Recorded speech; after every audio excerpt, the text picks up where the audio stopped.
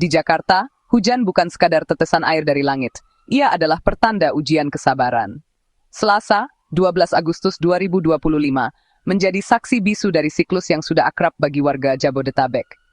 Hujan deras membawa kelegaan sesaat, tapi saat senja tiba, kelegaan itu sirna. Jalan-jalan utama berubah jadi sungai kecil, melumpuhkan laju kendaraan. Kemacetan pun jadi babak selanjutnya. Klakson bersahutan, waktu seolah berhenti. Para pekerja yang hendak pulang harus berjuang melawan genangan dan frustrasi. Wajah-wajah lelah menatap nanar dari balik jendela, tak tahu kapan tiba di rumah. Transportasi publik seperti Transjakarta seharusnya jadi oase di tengah kekacauan.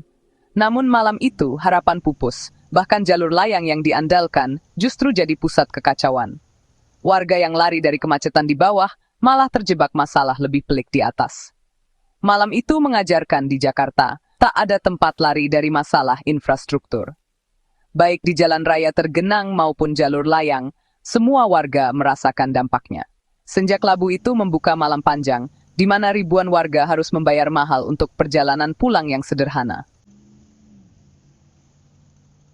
Koridor 13 Transjakarta, dijuluki jalur langit, biasanya jadi andalan ribuan komuter Tangerang.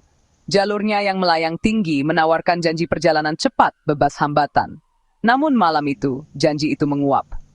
Jalur langit seolah runtuh menyeret ribuan penumpang ke jurang penantian.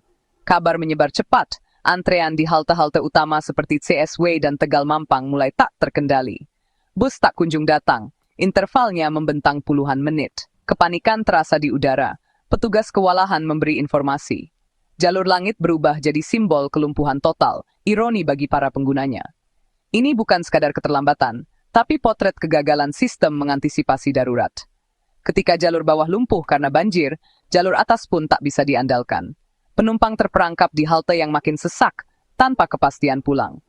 Malam itu, koridor 13 tak lagi terasa seperti jalur langit. Ia berubah jadi penjara di ketinggian, tempat harapan ribuan orang digantung. Semua pilihan tertutup. Semua solusi gagal.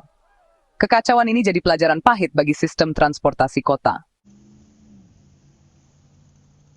Kelumpuhan koridor 13 malam itu adalah hasil kombinasi dua masalah besar. Pertama, proyek pembangunan jembatan Pelawat 2 di Puri Beta, Tangerang, menyempitkan jalur dan memperlambat lalu lintas. Bus Transjakarta harus berbagi ruang sempit dengan kendaraan lain. Waktu tempuh pun melambat drastis. Luka kedua, banjir akibat hujan deras, menenggelamkan beberapa titik krusial di rute darat. Genangan di Kreo Ciledug memaksa pengemudi mencari jalur alternatif menambah kemacetan. Bus Transjakarta jadi korban utama, sulit bermanuver dan terjebak macet. Dua masalah ini bekerja seperti konspirasi, melumpuhkan koridor 13. Bus yang berangkat dari Tendean ke Puri Beta terjebak, tak bisa segera kembali. Sirkulasi armada kacau, penumpang menunggu bus yang tak kunjung datang. Pengumuman resmi soal keterlambatan tak cukup menggambarkan skala kekacauan. Sistem transportasi yang diandalkan ribuan orang bertekuk lutut malam itu. Halte CSW ASEAN, hub transit mega, jadi epicentrum drama malam itu. Antrean penumpang koridor 13 meluap, mengular hingga 3 lantai, mirip antrean mudik lebaran. Eskalator dimatikan, penumpang harus menapaki tangga manual, berdesakan dalam barisan lambat. Udara pengap. Keluh kesah terdengar di mana-mana. Waktu berlalu, barisan tak bergeser. Banyak yang duduk di lantai membuka bekal makan malam. Tisa, salah satu penumpang, menyebut antrean ini seperti mudik. Belum pernah ia saksikan sebelumnya. Setiap pengumuman petugas hanya berisi permintaan maaf dan imbauan sabar. Sabar, kata yang mudah diucap, tapi berat dijalani setelah berjam-jam berdiri. Halte CSW berubah jadi teater besar yang mempertontonkan kerapuhan sistem transportasi urban. Kemegahan arsitektur jadi ironi di tengah ketidakmampuan mengatasi lonjakan penumpang.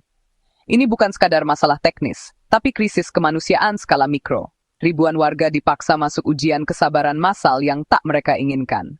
Wajah-wajah lelah dan tatapan kosong jadi potret mahalnya perjalanan pulang. Di tengah kerumunan, setiap individu membawa cerita kelelahan dan putus asa. Adelina, karyawati yang tiba di halte CSW pukul 18.30, berharap bisa segera pulang ke Ciledug. Harapannya pupus saat melihat antrean panjang, ia terpaksa menunggu 3 jam. Setiap menit terasa seperti 1 jam, berdiri berdesakan di udara pengap. Di halte Tegal Mampang, antrean meluber ke trotoar. Penumpang menunggu lebih dari 20 menit untuk satu bus. Banyak yang mengeluh, berteriak frustrasi pada petugas yang juga tak berdaya. Di media sosial, keluhan tumpah ruah, tagar Koridor 13 dan Transjakarta jadi trending. Foto dan video antrean mengerikan diunggah, disertai amarah dan kekecewaan. Dunia maya jadi pelampiasan bagi suara-suara yang tak terdengar di antrean fisik. Kisah-kisah ini lebih dari statistik keterlambatan. Ini suara manusia. Suara ayah yang khawatir, mahasiswi yang cemas, pekerja yang lelah. Mereka adalah wajah-wajah di balik krisis transportasi malam itu. Para penumpang yang sering dianggap angka, padahal mereka punya harapan yang sama, layanan publik yang bisa diandalkan. Malam itu mereka merasa dilupakan oleh sistem. Setiap cerita adalah pengingat bahwa transportasi publik adalah soal manusia, bukan sekadar angka. Bagi yang berhasil naik bus, penderitaan belum berakhir, babak baru dimulai. Bus penuh sesak, tak ada ruang bergerak, udara makin panas dan pengap. Perjalanan yang biasanya cepat, malam itu terasa lambat dan menyesakkan. Adelina, setelah 3 jam menunggu, harus menempuh perjalanan 90 menit dari CS Way. Bus hanya merayap, terjebak antrean bus lain di jalur layang. Suasana hening, semua terlalu lelah untuk bicara, hanya bisa pasrah. Puncak penderitaan, bus akhirnya turun ke Ciledug yang macet total, benar-benar berhenti. Jam menunjukkan hampir pukul 11 malam, sopir mengumumkan penumpang boleh turun jika ingin melanjutkan sendiri. Adelina dan puluhan penumpang turun di halte larangan, mencari ojek online yang tak tersedia. Pilihan terakhir, berjalan kaki di tengah malam, melanjutkan perjuangan pulang. Perjalanan di bus yang seharusnya jadi solusi, justru jadi bagian dari masalah. Penumpang dipaksa mencari jalan keluar sendiri di malam yang gelap. Malam itu, pulang ke rumah jadi perjuangan tanpa akhir. Menghadapi kelumpuhan layanan dan badai keluhan, Transjakarta akhirnya bertindak. Keesokan harinya, permintaan maaf resmi disampaikan kepada seluruh pelanggan. Mereka mengakui ketidaknyamanan luar biasa yang dialami penumpang Koridor 13. Penyebabnya proyek pembangunan dan genangan air yang tak terduga. Namun, permintaan maaf saja tak cukup. Pada malam kejadian, Transjakarta mengerahkan armada bantuan dari koridor lain. Total 19 bus tambahan dialihkan ke Koridor 13, terutama untuk mengangkut penumpang dari CS Way dan Tegal Mampang. Langkah ini menunjukkan upaya respons cepat, meski efektivitasnya dipertanyakan. Bagi penumpang yang sudah terjebak berjam-jam, bantuan terasa terlambat. Namun setidaknya ada upaya agar penumpang tak terlantar sepenuhnya. Ketika bus tak lagi bisa diandalkan, trotoar jadi saksi bisu perjuangan penumpang. Puluhan orang berjalan kaki di tengah malam di Jalan Ciledug Raya, refleksi menyedihkan kegagalan sistem. Momen ini bukan lagi soal efisiensi tapi bertahan sampai tujuan. Pengalaman mengantre, berdesakan, hingga berjalan kaki di malam hari meninggalkan trauma. Kepercayaan pada layanan publik terkikis, digantikan rasa was-was untuk esok hari. Catatan kaki para pejalan ini seharusnya jadi bahan evaluasi penting. Ini bukan sekadar data keterlambatan, tapi testimoni dampak manusiawi krisis infrastruktur. Cerita mereka menyoroti kebutuhan rencana kontingensi matang dan komunikasi darurat yang jelas. Malam itu berakhir, tapi pelajarannya harus tetap hidup, pentingnya resiliensi sistem transportasi publik. Para pejalan kaki malam itu adalah simbol kegagalan kolektif membangun kota ramah warga. Mereka pengingat, fondasi kota adalah kemba warganya pulang dengan selamat.